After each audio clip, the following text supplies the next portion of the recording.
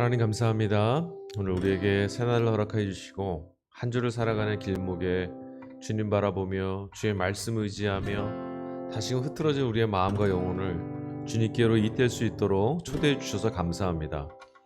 오늘 말씀을 함께 나눌 때 신령한 은혜와 하늘의 충만한 역사와 또 하나님께서 이루실 날들에 대한 소망을 회복하게 하여 주시옵소서. 감사드립니다. 예수님의 이름으로 기도했습니다.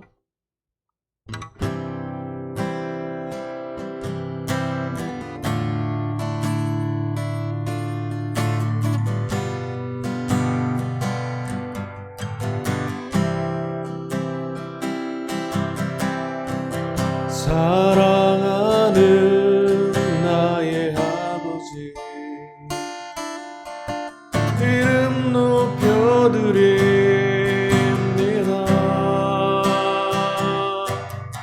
주의 나라 찬양 속에 임하시니 능력에 주께 찬송하네. 사랑하는 나의 아버지, 이름 높여드립니다.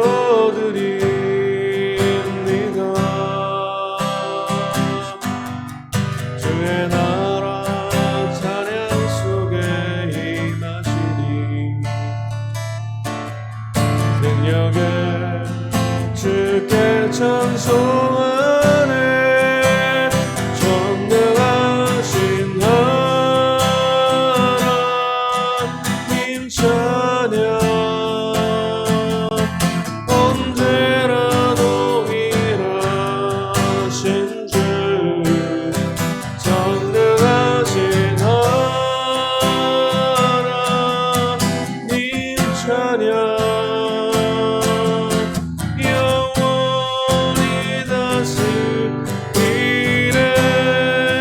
다시 한번 사랑하는 나의 아버지, 이름 높여드립니다. 주의 나라 찬양 속에 임하시니 능력에 주께 찬송하네. 전능하신 하나님 찬양, 언제나 동일하신 주, 전능하신 하나님 찬양,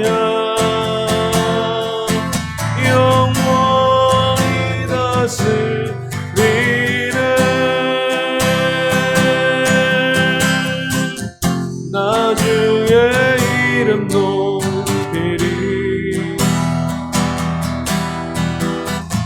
나 주의 이름 높이리. 하늘 높이 올린 깃발처럼 주의 이름 높이리. 전능하신 하나님 찬양 아버지, 언제나 동일하신 주, 전능하신 하나님 찬양, 영원히 다스리네. 전능하신 하나님 찬양 아버지, 언제나 동일하신 주, 전능하신 하나님 찬양, 영원히 다스리네. 영원히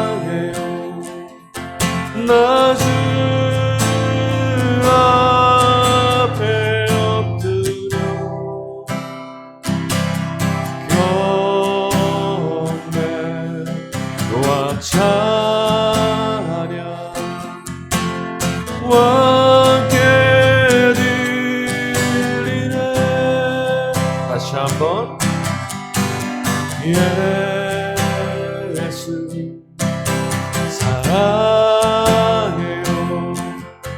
나 주 앞에 엎드려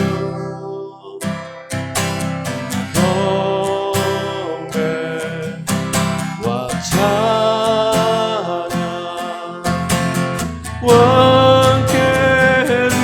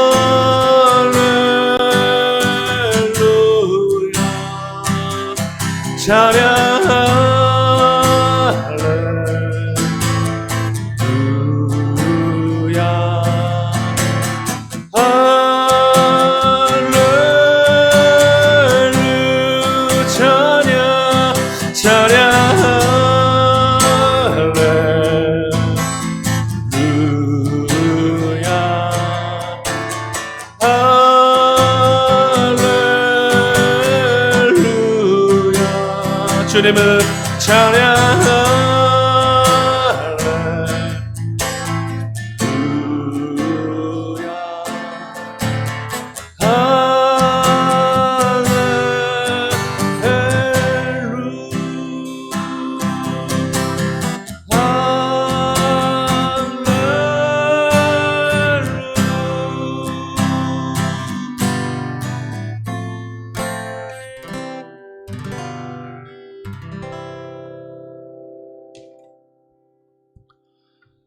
주님 감사합니다.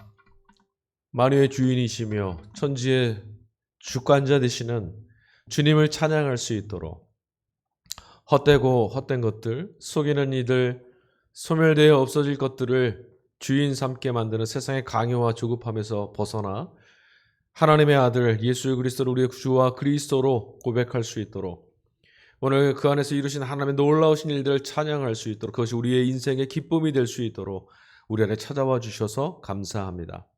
주님을 당신의 백성 삼아 주셔서 영원한 생명에 잇대어 사라지지 아니할 하나님 나라를 바라보며 우리에게 다가오실 주님의 완성의 날들을 꿈꾸며 살아갈 수 있도록 초대해 주셔서 생명의 길로, 구원의 길로 초대해 주셔서 감사합니다. 주님, 오늘도 말씀을 함께 나눌 것입니다.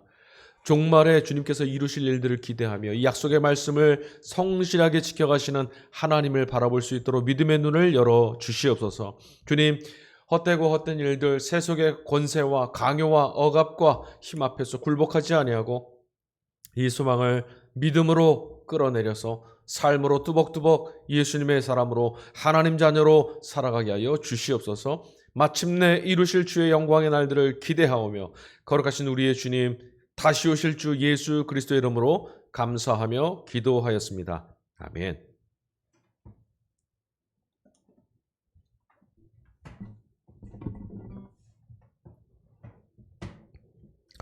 하나님 말씀을 함께 받도록 하겠습니다. 오늘 우리에게 주신 하나님의 말씀은 신약성경 요한계시록 2장 8절부터 11절까지 말씀입니다.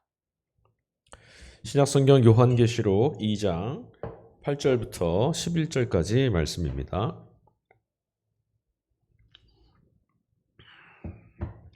다 찾은 줄로 믿고 함께 봉독하도록 하겠습니다.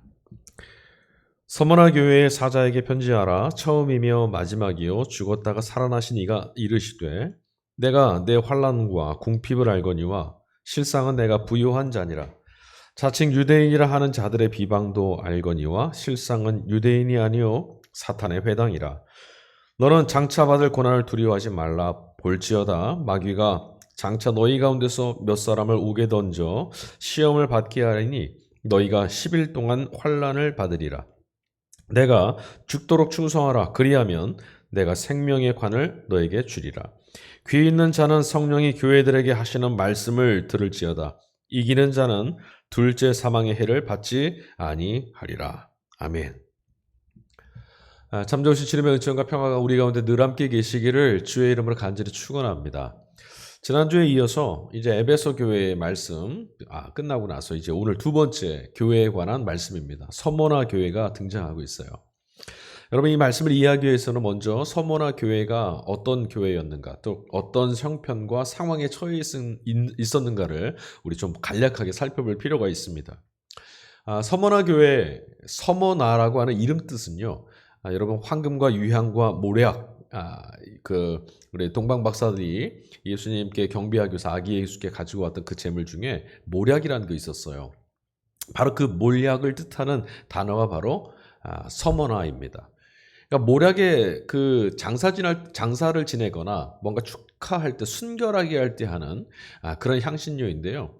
특별히 예수님이 십자가에 달리셨을 때 마가복음 15장 23절에 가보면 이게 각성하게 하는, 그러니까 고통을 좀 잊게 하는 그런 수면 효과가 좀 있는 걸로, 최면 효과가 있는 것으로 그런 약으로 사용됐던 것 같아요. 그래서 예수님 십자가를 달리셨을 때 로마 병사들이 모략을 탄 포도주를 예수님께 주었어요. 그러나 예수님 드시지 않았죠. 죽음의 고통, 십자가의 고통을 고스란히 외면하지 않고 기만하지 않고 정직하게 관통하시려고 거부하셨습니다. 여튼 이 모략이라는 것은 장사 지낼 때 쓰는 것인데요. 그 이름 뜻, 본래의 이름 뜻은 뭐냐면, 모략의 뜻, 서머나의 뜻은 쓰다라는 의미를 갖고 있어요. 아주 써요. 그래서 오늘 서머나 교회라고 하면 우리가 먼저 생각해 볼 수 있는 건 이름 뜻 안에서 고난과 환난의 대명사였구나. 정말 쓰고 아프고 견디기 힘든 상황이 서머나 교회가 감당해야 했던 그런 상황이었구나. 우리 알 수 있습니다. 7개의 교회가 이 계시록 안에 나타나고 있죠. 예수님이 이제 말씀하신 7개의 교회가 나타나는데 그 중에 어떤 교회는 칭찬을 받기도 하고 어떤 교회는 책망을 받기도 해요.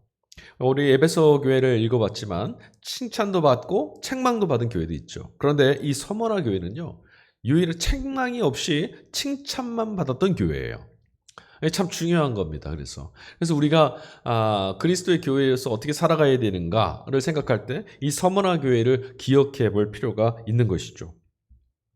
자, 이 서머나 교회는요, 책망이 없었습니다. 어떤 상황인데 책망이 없었을까요? 너무나 편하고 너무나 할만하고 괜찮아서 정말 잘 해낼 수 있어서 그런 상황이어서 책망할 것 없는 온전한 모습으로 살아갔을까? 그렇지 않습니다. 당시에 로마 황제의 숭배가 최초로 시작됐던 도시가 바로 이 서머나예요. 서머나는 굉장히 아름다운 도시였습니다. 이 서머나는요, 서머나의 이 길 한 끝에서 반대편 길 끝까지 달려가 보면 그 끝에 뭐가 있냐면 제우스 신을 섬기는 신전이 있었어요. 또 이 서머나 지역 안에 티베리우스 황제를 섬기던 신전도 있었습니다. 여러분, 그 도시에 신전을 세운다는 것, 특별히 황제의 이름을 붙이거나 황제를 기념할 수 있는, 예배할 수 있는 신전을 짓는다는 것은 그 도시가 그럴 만한 위용이 없으면, 그에 걸맞을 만한 이런 그 위용을 갖추지 못하면요, 절대로 세울 수 없어요. 그러니까 이 도시가 얼마나 화려했고 얼마나 아름다웠는지, 로마가 봤을 때 얼마나 대단해 보였었는지를 우리가 가늠해 볼 수 있죠. 황제의 면면에 어울릴 만한 도시였습니다. 당시에 그 지중해에 있는 많은 도시들은 황제의 신전을 건설하거나 황제의 이름을 딴 이 도시를 만들기 위해서 많이 경쟁했어요. 그 중에 이 서머나 교회가 경쟁해서 이겼던 도시인 거죠. 이 서머나 도시가. 그러니까 이 도시 서머나는 일단 황제로부터, 로마로부터 공인받고 인정받는 도시예요. 그래서 이 도시의 위용을 로마의 체면처럼 생각하는 거죠. 어떻게 하겠습니까? 경제적으로, 물질적으로 아낌없이 전폭적으로 로마가 지원하는 도시입니다. 자, 그런데 이제 우리가 생각해 볼 것은 뭐냐면, 이 서머나 지역, 그렇게 아름답고 화려하고 로마의 그 품 안에 있었던 대단한 도시인데 그 도시에 있던 그리스도인들의 삶은 어땠는가? 우리 그걸 한번 생각해 봐야 되죠. 왜냐하면 예수님께 칭찬받은 이 서머나의 지역에 있던 이 교회가 도대체 얼마나 잘했길래, 얼마나 괜찮은 상황이었길래 칭찬받았을까? 우리 그렇게 생각한단 말이죠. 그렇지 않았어요. 정반대였습니다. 여러분, 로마 황제를 주인으로 섬기는 그런 도시예요, 이 서머나가. 근데 그리스도인들은 누가 주인입니까? 예수님이 주인이에요. 예수를 나의 주이시며 그리스도라고 고백하는 그런 것이, 그런 무리가 바로 그리스도인 아니겠어요? 그러니 예수님이 나의 주인이라 고백한 이후에 이들이 어떻게 황제를 나의 주인이라고 고백할 수 있겠습니까? 그래서 그 황제 숭배, 황제를 우상화하는 것을 거부했습니다. 오늘날 우리 입장에서는 단순히 종교적 문제로 보이지만 이것은 고대 시대 로마 시대에는요, 그런 차원의 문제를 뛰어넘어요. 그러니까 일반적인 시민으로서, 로마의 건전한 시민으로서, 모범 시민으로서 살아갈 만한 덕망 자체를 거부하는 거예요. 그러니까 사람들로부터, 세상으로부터 손가락질을 받습니다. 이 정도 수준도 못하는 사람들. 그뿐만 아닙니다. 경제적으로도 물질적으로도 박해가 시작됩니다. 굉장한 부유한 도시였는데, 로마의 전폭적 지지를 받는 도시였는데, 그 안에서 경제 활동을 하려면 고용을 하든 또 어떻게 장사를 하든 무엇을 하든 그 안에서 경제적 활동을 하려면 길드라고 하는 상인조합에 가입해야 되는데요. 황제를 신으로 고백하지 않는 이교도들은 가입할 수가 없습니다. 그러니까 이들은 모든 경제 활동에서 배제당했어요. 그러면 어떻게 됐겠습니까? 가난했죠. 궁핍했습니다. 그런 상황인데도 이들이 예수님께 칭찬받는 것만 있는 교회로 신앙의 삶을 살아왔다는 거예요. 그래서 우리가 이 교회를 통해서 과연 우리 그리스도인들은 오늘 이 시대를 살아가는 교회가 어떤 믿음과 신앙 안에서 주님의 나라를 바라보며 달려가야 되는가, 우리 도전받아야 되는 거죠. 자, 8절 말씀부터 좀 보겠습니다. 서머나 교회의 사자에게 편지하라. 처음이며 마지막이요 죽었다가 살아나신 이가 이르시되. 처음이요 마지막이요 죽었다가 살아나신 이가 이르시되. 여러분, 예수님을 뜻하는 어린 양이신 예수 그리스도를 뜻하시는 말씀 표현이죠. 여기 우리 굉장히 중요한 말씀 나와요. 처음이자 마지막이다. 이건 모르는 분 없을 겁니다. 알파와 오메가, 처음이요 마지막이다. 예수님은 그런 분이시다. 우리 이렇게 고백하는데, 역사를 여셨고 역사를 닫으실 분이다라고 고백하는데, 이것이요, 굉장히 문자적이고 상투적으로 떨어진다는 문제가 있어요. 여러분, 예수님이 정말 우리의 처음이셨으며 우리의 마지막을 이루시는 분이다라는 것이 실감하십니까? 이게 우리 신앙의 모든 것들을 좌우할 수 있는 굉장히 중요한 분기점이에요. 여러분, 사실 우리는 인생 전체를 아울러 볼 수가 없어요. 우리 태어난 날부터 지금까지 살아온 시간만 돌아볼 수 있을 뿐이지, 앞으로 우리 인생의 끝이 어떻게, 어떤 걸음을 걷고 어떻게 살아가다가 어떻게 부르심 받고 여기에서의 삶을 마칠 것인지 아무도 모릅니다. 인생 전체를 아울러 볼 수만 있다면 오늘 지금 여기 이곳에 있는 일들도 우리 새롭게 해석할 수 있을 거예요. 여러분, 아마 대부분 우리가 죽겠습니다, 너무 힘듭니다, 괴롭습니다, 이렇게 말하는 모든 것들, 이거 너무 갖고 싶습니다 하는 것까지 인생 전체를 아울러 본다면 그 가치의 판단이 완전히 달라질 겁니다. 예수님이 우리의 마지막이시다라는 걸 우리가 잘 잊어요. 그리고 너무 상투적으로 알다 보니 오늘 여기가 절대적인 것 같아요. 그래서 우리 마음속에 또는 세상이 우리에게 가져다 주는 것도 우리는 마지막 삼습니다. 자, 다 끝났어, 나는 망했어, 이런 인생은 끝이야, 희망이 없어, 절망이야. 그렇지 않습니다. 우리 인생의 마지막은 누구에게 달려 있어요? 예수 그리스도에게 달려 있어요. 그러니까 이 서머나 교회는요, 로마 황제가 이 서머나 교회의 처음과 마지막이 될 수 없어요. 서머나 교회의 처음이자 마지막은 언제나 그리스도이신 예수님께 달려 있습니다. 이런 상황 때문에, 이런 형편 때문이 아닙니다. 오직 예수님께서 마침표를 찍으실 때만 마지막일 수 있다는 거예요. 우리 인생도 마찬가지라는 거 여러분 잊지 마십시오. 여러분, 이것 때문에 우리가 불의와 죽음 앞에서도 의연해질 수 있어요. 예수님이 우리의 마지막이 되시면 하나님이 우리의 생명이 되신다는 이 분명한 사실이 있을 때 우리 믿음은, 우리의 영혼은, 우리의 생명은 흔들거리지 않을 수 있습니다. 여러분, 너무나 중요한 것입니다. 예수님께서 처음과 마지막이셨습니다. 우리는 황제 때문에, 돈 때문에, 세상 때문에 그렇게 사는 사람 아니라는 거예요. 다시 말씀드립니다. 우리의 시작을 주님께서 여셨듯이 우리의 마지막도 주님 안에 있을 것입니다. 주님이 완성시켜 주실 것입니다. 자, 9절. 내가 내 환난과 궁핍을 알거니와 실상은 내가 부요한 자니라. 자칭 유대인이라 하는 자들의 비방도 알거니와 실상은 유대인이 아니요 사탄의 회당이라. 되게 중요한 말씀들이 많이 나오고 있는데요.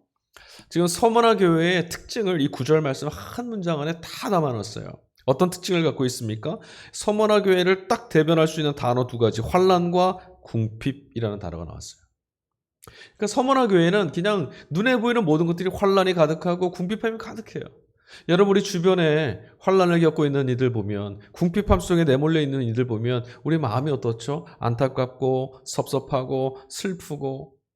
그런데 믿음 안에 있음에도, 신앙생활 잘하고 있음에도 늘 궁핍하고 늘 환난이 연속으로 이어지고 있는 사람들 볼 때 우린 참 많은 실수를 하죠. 하나님이 저들을 버리셨나 봐. 하나님의 은혜에서 떨어져 나갔나 봐. 우리 그렇게 생각하곤 해요. 그리고 그렇게 표현하기도 하죠. 마치 욥의 친구들처럼 하나님 앞에 감추어진 죄가 있다면 회개하라고 채근할 때도 있습니다. 그렇지 않습니다. 여러분, 이 땅이 하나님 나라, 완성된 하나님 나라, 종말의 땅이라면 그렇게 말할 수도 있겠죠. 그러나 이 땅은 아직 하나님 나라의 온전한 통치 가운데 있지 않아요. 궁핍하지 않고 부유한 것, 환난이 없고 평안해 보이는 것들 세상 안에서, 이것이 과연 하나님 나라에서도 옳은 가치일까요? 자, 환난, 헬라어 단어 들립시스라고 하는 단어인데요. 이 단어의 뜻의 의미가 뭐냐면 마치 무거운, 아주 감당하기 어려운 큰 돌에 짓눌려서 짜부러든 모습, 이런 것들을 환난이라고 합니다. 그러니까 뭔가가 짓눌러서 아무것도 움짝달싹 할 수 없는 그런 형편을 환난이라고 하는 거죠.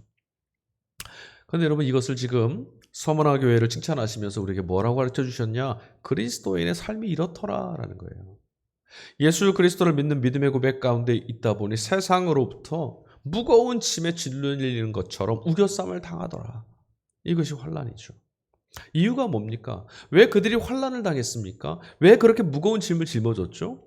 황제를 신으로 추앙하는 그 도시 안에서 예수님을 그리스도 나의 주님이라고 고백했기 때문입니다. 이유는 그거 하나예요. 황제가 주님이라고 말하는 세상에서 그걸 거절한 거죠. 거부한 겁니다. 그럴 수 없다라고 배제시켜버린 거예요. 모두가 무릎 꿇는데 아니다, 이건 피조물이다, 이렇게 말했어요. 황제가 주님이라고 말하면서 찬미하고 있는 세상을 향해서 아니다, 이 또한 하나님의 구원이 필요한 죄인이다 라고 말하는 거예요. 그러니 어떻게 된다고요? 앞서 모두에 말씀드렸지만 황제가 보장해주는 황제의 울타리 안에 있는 어떤 경제적 도움, 아무것도 받을 수 없고 배제되고 소외됩니다. 그게 바로 환난입니다. 모두가 다 한 통속이 되어 있고 배제시키는 거예요. 자, 그 다음 두 번째 특징이 뭐였죠? 단어는 궁핍함. 이 궁핍이라는 단어는 헬라어 푸토코스라고 하는 단어인데요. 생존을 위해서, 이걸 어떻게 표현하냐? 그러니까 이 궁핍함이라는 것은 어느 정도 가난한 것을 말하냐면요. 여러분, 그 과부의 두렙돈 아시죠? 오늘 먹고 이 돈이 있어야만 오늘을 먹고 살 수 있는 그것, 이게 전부. 이 두렙돈이 바로 궁핍함의 대명사라고 할 수 있어요. 그러니까 지금 이 궁핍함은 이런 거죠. 생존을 위해서 우리에게 주어진 그 마지막 것, 그것밖에 안 남아 있는, 그것밖에 없는 그 상태, 이걸 바로 궁핍함이라고 하는 거예요. 그저 풀칠, 입에 풀칠하는 정도, 이렇게 된 거예요. 이유가 뭐라고요? 로마 황제를 신으로 숭배하지 않아서. 누구라도 로마의 황제를 숭배하려고 그래야만 길드에 가입될 수 있는데 그걸 거절했어요. 얼마나 힘들었을까요? 어디를 가도 받아주는 이가 없고 어디를 가도 용납되지 않습니다. 어디를 가도 내침을 당합니다. 근데 어떻게 살 수 있었겠어요? 제가 그 성지순례 갈 때 이집트를 가니까요. 거기 koptic 교회가 있었습니다. 그 설명을 좀 듣다 보니까 오늘도 그곳에 그리스도인들이 있는데 그들은 다 쓰레기 마을이라는 곳에서 살고 있어요. 거기서 쓰레기를 주워서 하루에 1달러를 번대요. 그걸로 사는 겁니다. 도로 하나를 건너면 이슬람을 믿고 있는 이들이 살아요. 도시입니다. 잘 삽니다. 도로 하나만 건너면 그들도 그렇게 살 수 있는데 그들은 손목과 목 뒤에다가 십자가를 문신새기고 그리스도인의 정체성을 갖고 살아갑니다. 이렇게 살아갔던 거죠. 그런데 예수님께서 이렇게 환난과 궁핍함 속에 내몰려 있는 이 서머나 교회를 향해서 우리가 보기에 참 안타깝고 얼마나 고생이 많았을까, 어찌하면 좋을까, 이렇게 바라보고 있는데 예수님이 뭐라고 지금 이들을 평가하셨냐면 실상은 이라고 말씀하세요. 네가 부유한 자라. 우린 다 가난하다라고 생각했는데 예수님은 뭐라고 정의 내리셨다고요? 부유하다. 여러분, 예수님만이 진리이세요. 우리는 진리가 아닙니다. 그래서 예수님께서 하시는 정의가 옳습니다. 예수님의 정의만 권위를 갖습니다. 우리는 그 권위에 기대어야 돼요. 말씀이 어떻게 정의 내리느냐가 우리가 보는 것, 듣는 것, 세상에 말하는 것, 우리 생각하는 것보다 앞서야 합니다. 나 불행해? 아닙니다. 말씀은 그렇게 말씀하지 않았습니다. 나는 버려진 존재인가 봐? 아닙니다. 성경은 우리에게 하나님이 우리를 하나님의 형상으로 지으신 아주 소중하고 보시기에 좋았던 존재라고 선언합니다. 실상은 부요하다. 이 부요함이라는 헬라어 뜻이 플루시오스라는 뜻인데요. 이게 어떤 의미의 부요함이냐면 너 다른 사람보다 좀 부자야. 너 사실은 돈 많은 거야. 할 수 있는 거 많아. 여력이 있어. 이런 차원이 아니에요. 이 플루시오스라고 하는 부요함은 어떤 것이냐면 지금껏 역사 속에서 세상 어느 제국이라 할지라도 지금 인류 전체 역사 속에 단 한 번도 경험해 보지 못한 비교할 수조차 없는 차원이 다른 이런 부요함. 이걸 말하는 거예요. 지금까지 우리가 경험해 왔던 기대하고 바라했던 그 것 이상의 비교조차 할 수 없는 풍성하고 부요한 것들을 바로 이 성경 말씀에 예수님이 너희는 실제로 부요하다고 했던 플루시오스라고 하는 단어란 거죠. 왜 그렇습니까? 어디에 이어져 있길래 세상이 감당할 수 없는 부요함을 갖고 있다라고 예수님 말씀하시는 거죠. 이들이 바로 전능하시고 충만하신 하나님께 이어져 있기 때문이에요. 여러분, 우리는 예수님의 이름으로 축복하는 사람들입니다. 세상을 축복하며 살아갑니다. 우리가 축복할 때 하나님의 것을 나누어 주는 거죠.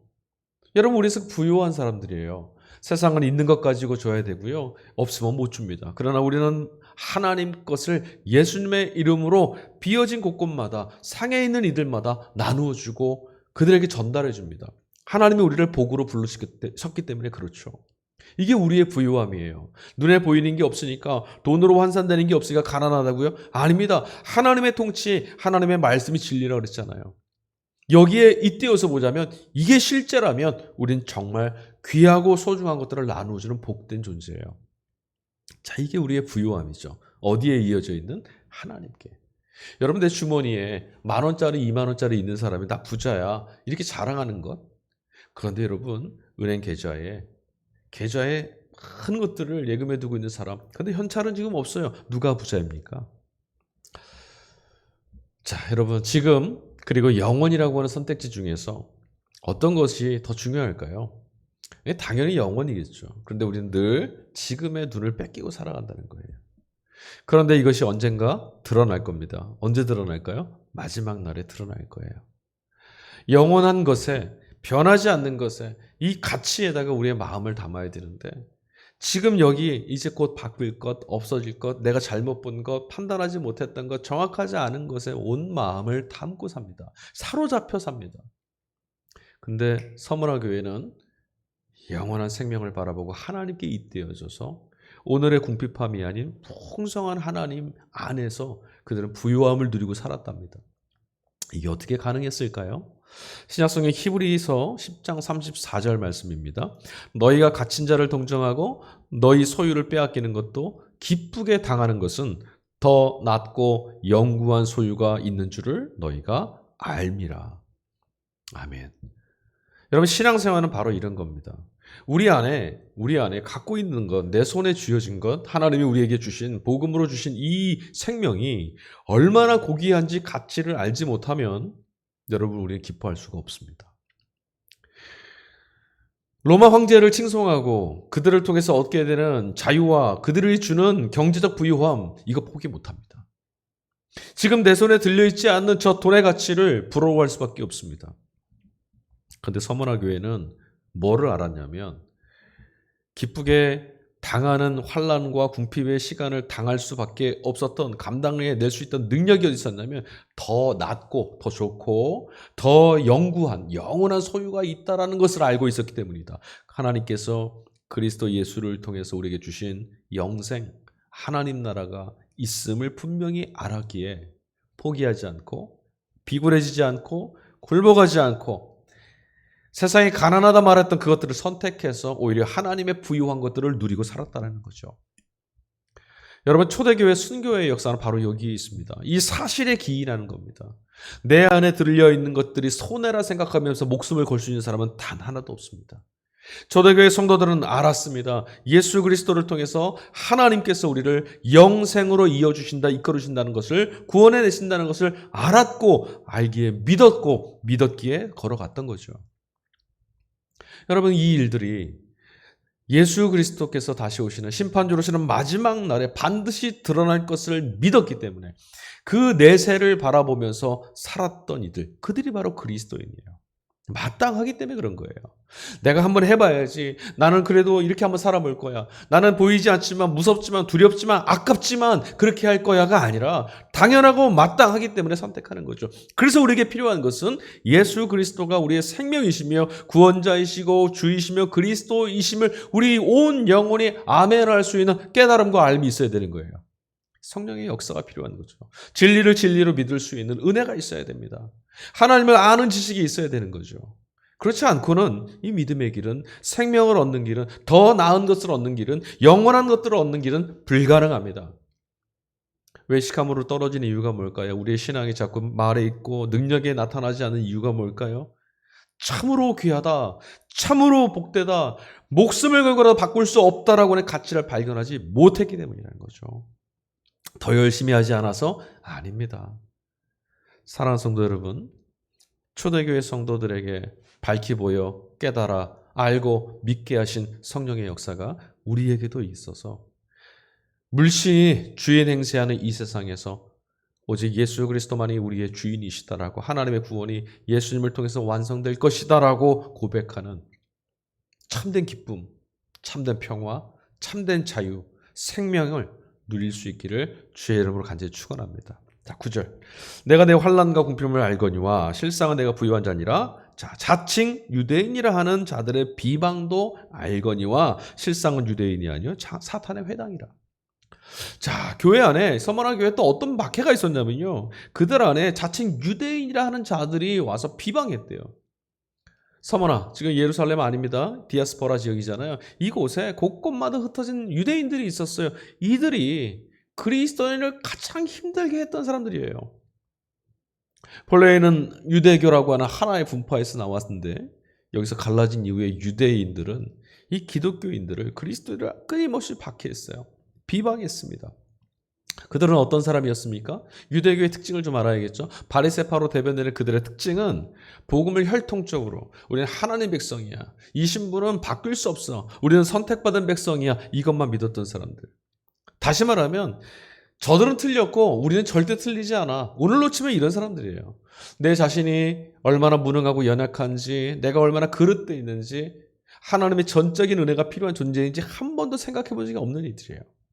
늘 가르치려 드는 사람들, 배우려 들려 아는 사람들, 앉는 사람들, 이런 사람들이죠. 여러분, 오늘 우리는 어떤 사람들일까요?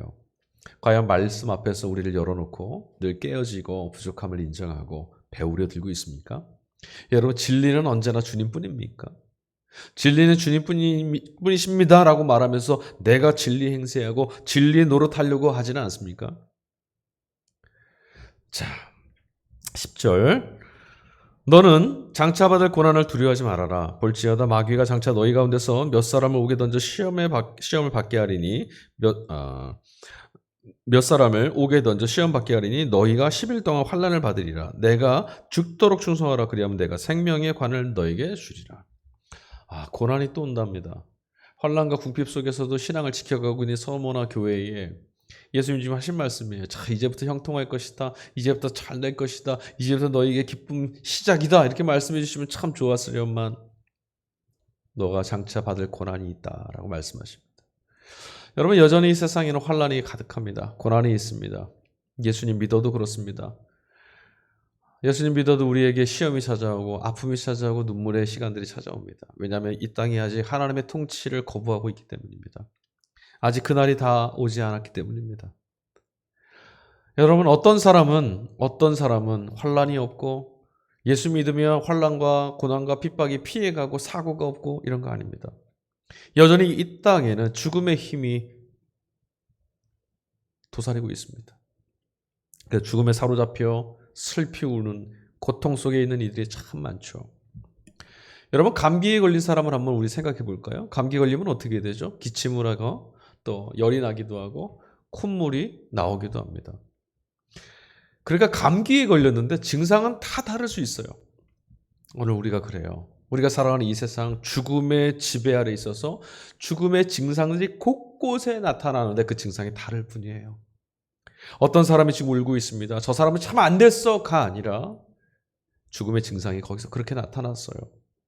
우리도 죽음 아래에 있습니다. 그래서 우리에게 또 죽음의 다른 증상이 나타날 겁니다. 그러나 우리는 생명이신 구원이신 예수 그리스도 안에 있기 때문에 죽음이 우리 안에서 손을 뻗친다 하더라도 우리를 지배할 수 없습니다. 그 차이인 거죠. 자, 이 환난은 도대체 뭘까요? 도대체 이 서머나 교회에 또 찾아올 환난이 뭐겠습니까? 오늘 보니까 10일 동안 받을 환난이라고 말하고 생명의 관이라고 하는 단어가 나와요. 참 어려운 단어죠. 이거 그냥 얼핏 들으면 전혀 가늠이 안 옵니다. 이러니까 또 우리 막 이런 거 저런 거 상징을 또 해석하고 비유하고 막 풀이를 하고 하게 됩니다. 그럼 우리가 먼저 이해할 게 있어요.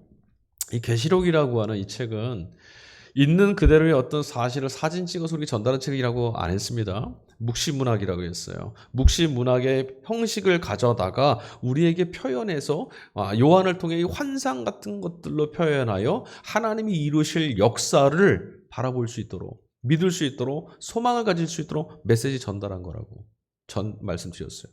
묵시문학의 형식을 가지고 있는 구약 성경들이 몇 권이 있죠. 대표적인 다니엘서도 있고요, 에스겔서도 있고, 이사야 선지서 같은 경우도 묵시문학의 형식을 갖고 있어요. 자, 10일이라는 것은요, 몇 날 며칠 이거 아니에요. 여러분, 이 10일이라는 것은요, 문학적 표현입니다. 이 10일은요, 얼마나 되는 기간이니까 생각해 볼 필요도 없을 만큼 이 유대 사회에서 아주 짧은 기간, 이걸 10일이라고 그래요.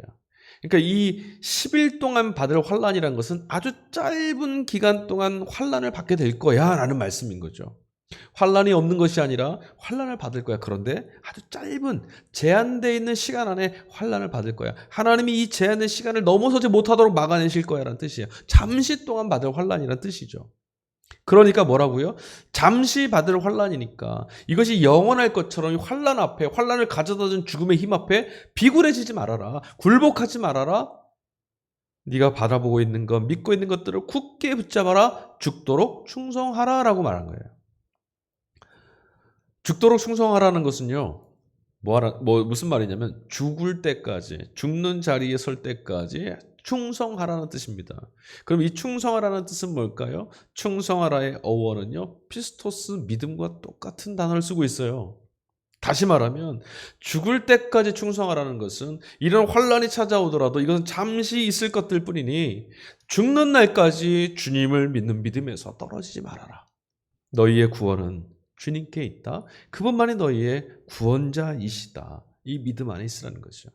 하나님만이 우리의 생명의 구주이시고 하나님만이 우리를 구원하실 거예요. 자, 그 다음 생명의 관은 뭘까요? 생명의 관을 뜻하는 이 헬라어 단어는요, 스테파노스라고 하는 단어를 사용하고 있는데 화관입니다. 화관. 머리에 쓰는 화관이에요. 꽃으로 만든 관이죠. 월계수관처럼. 이게 언제 쓰는 거냐면 지금 방금 힌트를 드렸어요. 경기를 합니다. 올림픽 같은 경기를 합니다. 그래서 경주를 완전히 마친 완주자에게, 그리고 그중에서 최종 승리한 자에게 쓰여주는 관이 바로 이 생명의 관 스테파노스라고 하는 화관입니다. 여러분, 지금 이 초대교회 서머나 교회가 처해 있는 상황이 어때요? 죽을 것 같은 상황이에요. 오늘은 버텼지만 내일 망할 것 같아. 죽음에 내몰려서 끝까지 못 달려갈 것 같아. 오늘 내 믿음을 내일은 못 지킬 것 같아. 이런 내몰린 상황이죠. 여러분, 죽음이 완전히 덮어버린 것 같은 암울한 그런 현실이에요. 그러나 교회는 지지 않습니다. 서머나 교회는 지지 않을 겁니다. 왜냐하면 생명이신 그리스도께서 그들과 함께 계시니까. 그들을 덮고 있는 죽음, 하지만 우리가 오늘 생명의 덮음을 받은 영원한 생명을 공급받는 교회로 부름을 받았다는 것. 이게 얼마나 엄청난 사건인지 몰라요. 생명의 관을 시험을 주신다는 것은 이미 우리가 교회로 서 있다, 교회로 부름을 받았다, 그리스도께서 머리가 되시는 교회 공동체로 주와 한 몸이 되어 있다는 이 사실을 상징해요. 결국은 주님이 이기실 거예요. 그래서 우리는 이 생명의 관 이미 받은 줄 믿고 살아갈 수 있는 거죠. 왜요? 교회의 머리는 다시 한번 말씀드립니다. 그리스도이시기 때문에 그래요. 그분이 우리의 머리이시니 그분의 날에 온전히 우리를 완주하고 승리하게 이끄지 않으시겠습니까? 자, 11절. 귀 있는 자는 성령이 교회들에게 하시는 말씀을 들을지어다. 여러분, 귀 없는 사람이 있겠습니까? 그런데 예수님이 지금 귀 있는 자는 성령이 교회들에게 하시는 말씀을 들으라 말씀하셨어요. 이 표현은 예수님이 자주 사용하는 표현이거든요. 이 표현은 진리의 특성을 우리에게 보여줍니다. 여러분, 하나님은 이 세상 모든 만민이 구원에 이르기를 원하십니다. 그리고 쉬지 않으세요. 하지만 그 구원에 참여한 사람은 모두가 아닙니다. 예수님은 인류를 구원하시고 십자가에 달리셨지만 그 십자가를 나의 죽음 그리고 그 십자가 위에서 부활시키셨던 하나님의 역사가 바로 나에게 예수를 믿을 때 나에게 주실 것이라는 약속의 말씀으로 받아들인 사람 많지 않아요. 전하여도 듣는 사람이 있는가 하면 안 듣는 사람도 있어요. 왜 그럴까요? 왜냐하면 진리가 은폐, 다시 말하면 감추어져 있기 때문에 그래요. 진리란 단어의 뜻 자체가 그렇습니다. 진리란 단어의 원래 뜻인 알레테이아라고 하는 이 헬라어 뜻은요, 감추어져 있다. 그런데 감추어져 있는 것이 이제 드러나게 됐다라는 뜻이에요. 그러니까 드러난 것이 진리란 말이에요. 드러났단 말은 감추어져 있다는 말이고, 감추어졌단 말은 곧 드러날 거란 뜻이겠죠. 여러분, 비밀이라는 것에는 아주 중요한 속성이 하나 있어요. 저건 비밀이야. 저건 비밀이야. 그러니까 감춰져 있어. 저거 어떻게 하면 알게 되지? 여러분, 그렇지 않습니다. 모르는 자에게는 비밀은 없는 것이고 모르는 것이고 감춰져 있는 거지만 알고 있는 자라면 어떻게 될까요? 알고 있는 자에게는 비밀은 더 이상 은폐가 아니라 나에게 계시된 거죠. 여러분, 그리스도인들은 예수 그리스도 안에서 하나님의 구원의 역사를 이미 보았습니다. 그래서 예수님은 계시되어 있던, 은폐되어 있던 하나님 구원의 역사를 계시하신, 폭로하신 진리라고 말하는 거예요. 요한복음 14장 6절에 가면 예수님이 나는 길이요 진리요 생명이라 말씀하시죠. 그 진리가 바로 그 뜻입니다. 예수님이 하나님 구원의 역사를, 이 완성하실 역사를 폭로하셨다. 예수님을 통해서 우리는 알 수 있게 됐다라는 뜻이죠. 그러니 우리는 얼마나 복된 사람이에요. 감추어져 있는 게 우리에게 알려졌고 우리 그것을 아는 사람들이니까. 자, 알고 가는 것과 모르는 것과 가는 것은 완전 다릅니다. 종말의 날까지 모르고 두려움 속에 어찌할까 염려하며 가는 것이 아니라 알고 가기에 든든하고 알고 가기에 희망이 있고 알고 가기에 기쁨으로 걸어갈 수 있게 되는 거죠. 자, 이 말씀에서 11절에서 우리가 또 좀 눈여겨봐야 될 단어가 하나 나오죠. 둘째 사망의 해를 받지 아니하리라. 둘째 사망은 또 뭘까요? 참 어렵습니다. 이 둘째 사망이라는 것이 어떤 것일까? 계시록을 보니까 이 둘째 사망이 뭔지가 나타나 있어요. 요한계시록 21장 8절입니다. 제가 읽어드릴게요. 그러나 두려워하는 자들과 믿지 아니하는 자들과 흉악한 자들과 살인하는 자들과 음행하는 자들과 점술자들과 우상 숭배자들과 거짓말하는 모든 자들은 불과 유황으로 타는 못에 던져지리니 이것이 둘째 사망이라.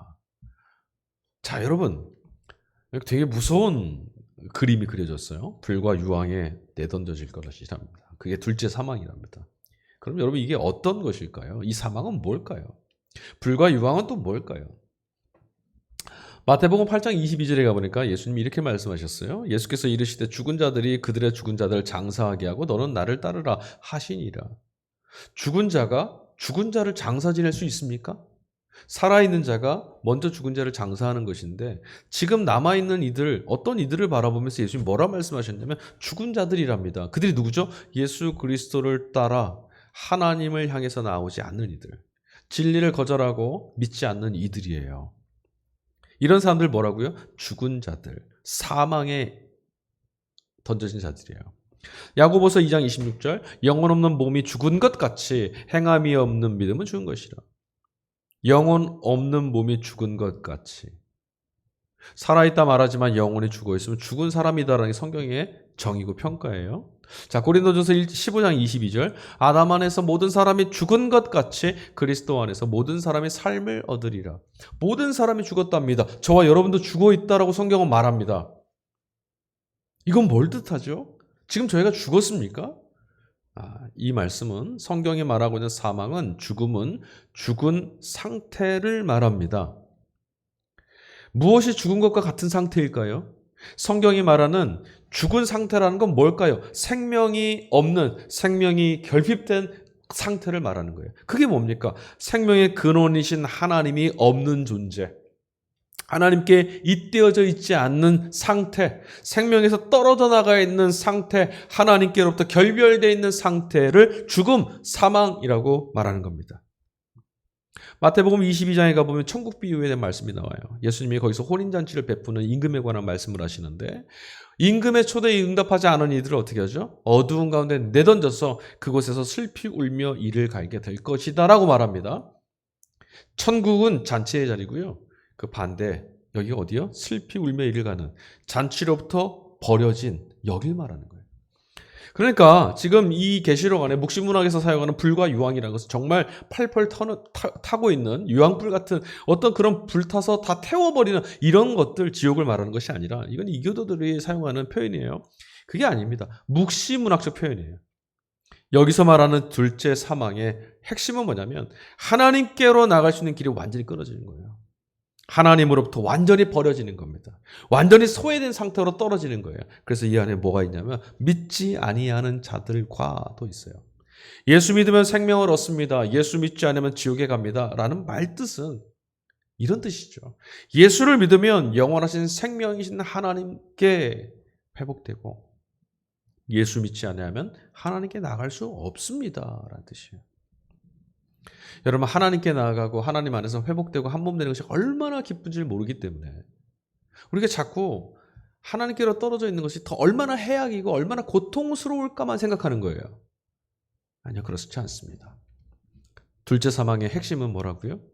하나님께 다시는 회복될 수 없어요. 생명을 얻을 수 없습니다. 하나님께로부터 영원히 소외되는 것, 이걸 둘째 사망이라고 계시록은 말합니다. 자, 여러분, 사랑하는 성도 여러분, 귀 있는 자는 성령의 교회들에게 하시는 말씀을 들으라 하셨습니다. 환난과 핍박과 고난이 있어도 마치 죽은 상태처럼 죽을 것 같은 상황에 내몰려 있을지라도 하나님께서 그리스도를 통하여 생명의 근원 되시는, 생명의 주인 되시는 그분이 우리를 지키시고 구원하셨으니 우리는 살아있는 겁니다. 이 살아있는 이들에게 종말의 축제, 임금의 축제, 심판주이신 그리스도의 축제, 대우주적인 축제의 날에 우리도 흰옷을 입은 신부처럼 잔치에 초대받을 것입니다. 이 기쁨을 안고 이 믿음을 가지고 오늘을 살아가는 거죠. 예수님 안에 담겨있는 생명이 무엇인지, 더 낫고 영원한 생명이 무엇인지, 하나님 안에 회복되고 하나님과 한 몸을 이루어 하나님을 얼굴과 얼굴을 마주대하듯이 가게 되는 그날의 기쁨이 무엇일지를 말씀을 통해, 또 앞서간 증인들의 증언을 통해 여러분 기억하고 깨닫고 깨닫는 것들을 살아낼 수 있는 은혜가 있기를 예수 그리스도의 이름으로 간절히 축원합니다. 아멘. 우리 이 시간에 찬양 같이 부르겠습니다.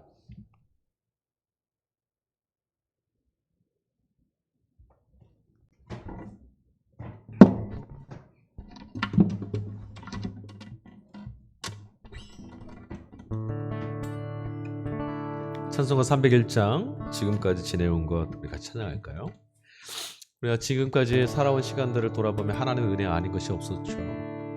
그러니 앞으로도 하나님께서 우리를 이끌어 주실 거예요. 우리의 힘으로는 걸어갈 수 없고 우리는 다 할 수 없지만 진리 되시고 생명 되신 예수님께서 그날에 그 안에서 발견되도록, 그날에 그 안에서 기쁨으로 하나님의 자녀로 살아가는 것들을 발견할 수 있도록 우리를 이끌어 주실 줄 믿고 그 믿음을 담아 우리 같이 찬양했으면 좋겠습니다.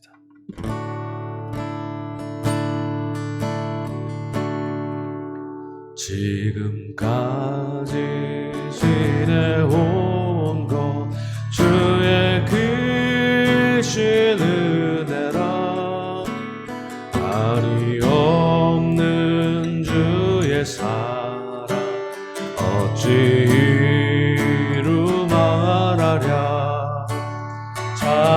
함께라. 주의 손이 항상 살펴주시고 모든 일을 주 안에서 형통하게 하시네. 몸도 마음도 연약하다 새 힘받아 살았네. 불붙듯이 부으시 주의 은혜 족하다. 사람 없는 거리에나 험한 산길에 헤맬 때 주의 손을 굳게 잡고 찬송하며 가리라. 주님 다시 배울 날이 날로 날로 다가와 무거운 일 주께 맡겨 벗을 날도 멀지 않네. 나를 위해 예비하신 고향 집에 돌아가 아버지의 품 안에서 영원토록 살리라. 나를 위해 예비하신 고향 집에 돌아가 아버지의 품 안에서 영원토록 살리라.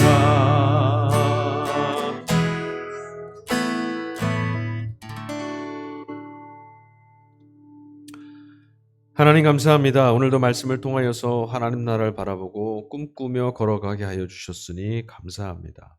하나님, 오늘을 살아가는 우리들에게 하나님 나라의 역사가 어떻게 펼쳐지고 있는지를 바라볼 수 있는 믿음의 눈을 열어주셔서 은폐되어 있는 것처럼 보이나 그리스도 안에 계시되고 폭로된 하나님 나라를 엿보게 하여 주시옵소서. 이미 오고 있는 그 나라, 아니 예수님과 함께 이미 이 땅에 임한 하나님 나라를 들여다볼 수 있는 믿음 눈을 열어주셔서 하나님 백성으로 기쁨과 감사함으로 더 나은 것이 있음을 알므로 영원한 생명이 있음을 믿고 살아갈 수 있는 믿음의 한 걸음 걷게 하여 주시옵소서. 은혜를 베풀어 주십시오. 기쁨과 감사함으로 찬미하며 주의 길을 따라갈 수 있도록 주여 억지로 하는 것이 아니라 기만하여 속이는 것이 아니라 내 열심으로 따라가려고 하는 것이 아니라 미천이 드러나는 그 형편없이 소모되고 정말 그 다 불에 타 없어질 공로들을 의지하는 것이 아니라 하나님께서 예수님 안에서 우리에게 보여주신 이미 맛보게 하신 부활의 영광을 바라보며 걷게 하여 주시옵소서. 주여 믿음의 길을 걷고 있는 당신의 성도들, 당신의 교회들을 기억하여 주셔서 서머나 교회처럼 환난과 궁핍함 가운데 고난 가운데 내몰려 있는 이 땅에서 하나님 우리의 넉넉한 구원이 되어 주시옵소서. 오늘도 살아 역사하셔서 이 구원을 이루어 주시는 줄 보게 하시고 믿게 하셔서 마지막 날까지 끝까지 충성하게 해주시고 그날까지 주님 안에서 발견되게 하셔서 하나님의 구원의 역사와 만나게 하여 주시옵소서. 우리의 구원되심의 종말의 그날을 가지고 오실 완성하여 주실 역사를 마침표 지으실 우리 주 예수 그리스도 이름으로 감사하며 기도하였습니다. 아멘. 주님 가르쳐 주신 기도로 예배를 마치겠습니다. 하늘에 계신 우리 아버지여 이름이 거룩히 여김을 받으시오며 나라의 임하옵시며 뜻이 하늘에서 이루어진 것 같이 땅에서도 이루어지이다. 오늘날 우리에게 일용할 양식을 주옵시고 우리가 우리에게 죄 지은 자를 사해 준 것 같이 우리 죄를 사해 주옵시고 우리를 시험에 들게 하지 마옵시며 다만 악에서 구하옵소서. 대개 나라와 권세와 영광이 아버지께 영원히 있사옵나이다. 아멘.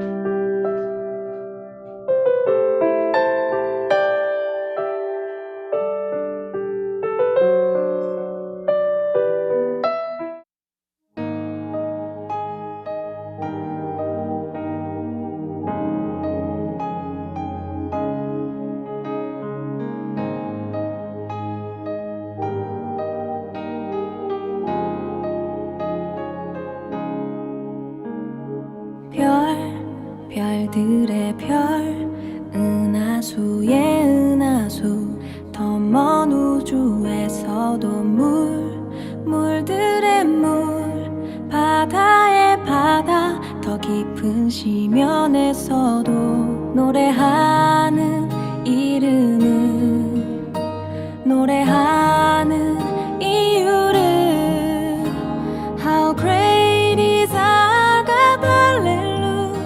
How great is our God, hallelujah. 주의 손길이 닿은 그곳 곳마다 그네를 참을 수 없는 기쁨으로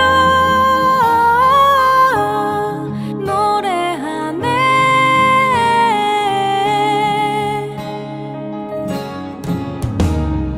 다 알게 되리 하나님 창조하신 그 놀라운 능력을 다 듣게 되리 하나님 나라 아름다운 그 세계를 찬양하는 우리의 찬양하는